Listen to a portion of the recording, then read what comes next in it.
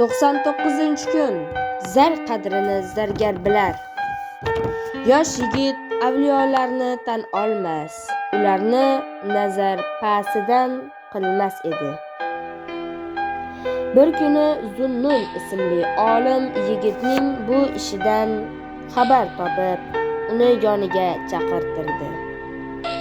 Yigit kelgach, unga uzuk berdi va buni oziq-ovqat bozoriga borib bir oltinga sot, dedi.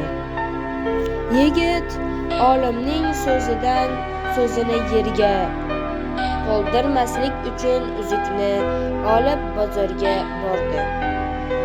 U yerda hech kim bu uzukni bir oltinga baholamadi.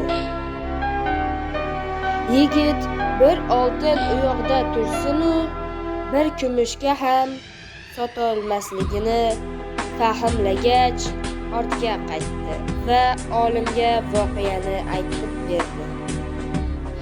Olim yigitga uzukni endi zargarlar bozoriga olib borishni aytdi. Yigit zargarlarning bozori tomonga yo'l soldi. Ne ajabki, narigi bozorda bir kumushga ham baholanmagan uzuk bu yerda 100 oltinga olishmoqchi bo'lishardi. Yigit hayrat ichida Zunnunning oldiga qaytdi. Ko'rganlarini aytib bergach, Zunnun unga shunday nasihat qildi: Sening avliyolarga bo'lgan fikring xuddi oziq-ovqat bozordagi baqqollarning uzukka bergan bahosiga o'xshaydi. Zar qadrini zargar bilar.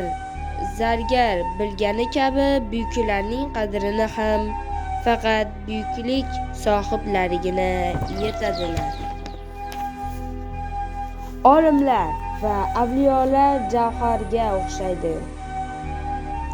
Ularning qiymatini faqat kamolot yo'lidagilargina anglay oladilar.